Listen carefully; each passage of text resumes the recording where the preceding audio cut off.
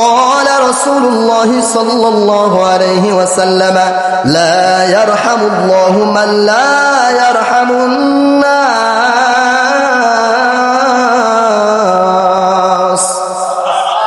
আরো জোরে বলে আল্লাহর রাসূল সাল্লাল্লাহু আলাইহি ওয়াসাল্লাম বলে আল্লাহ রাব্বুল আলামিন ওই ব্যক্তিদের উপর দয়া করে না, মায়া করে না। আল্লাহর দয়া ওই বান্দাদের উপর থাকে না। কোন বান্দাদের উপর থাকে না?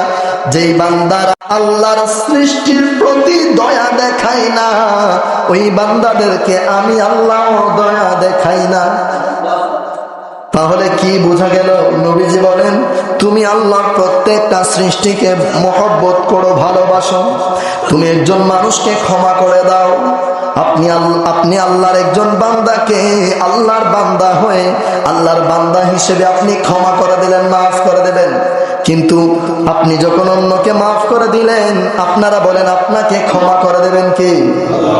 আপনাকেও ক্ষমা করে দেবেন আল্লাহ। সুতরাং আগে ক্ষমা করতে শিখুন, এরপরে আপনি আপনার জন্য ক্ষমা চান। যদি কোনো বান্দা আল্লাহর বান্দার প্রতি দয়া না দেখায়, আল্লাহ রব্বুল আলামিন বলে ওই বান্দার প্রতি আমারও কোনো দয়া থাকে না, আমারও কোনো মায়া থাকে না। সাধারণত দেখবেন আমরা জানাজার মাঠে ওই যে কিছু, আমি প্রায় সময় বলি জানাজার মাঠে যে লোকটি কেমন ছিল, বলে কি বলে না? সবাই বলে ভালো। তো অনেকে বলে যে লোকটি তো খারাপ ছিল, তাহলে কেন ভালো বলে? প্রশ্ন না? লোকটি তো খারাপ ছিল, তাহলে ওস্তাজিরা কেন ভালো বলে, কিংবা উলামায়ে কেরাম কেন ভালো বলে? ওই যে এই হাদিস মোবারকের দিকে যখন আপনি তাকাবেন, তখন আপনি এর ব্যাখ্যা বুঝে যাবেন। রাসূল করিম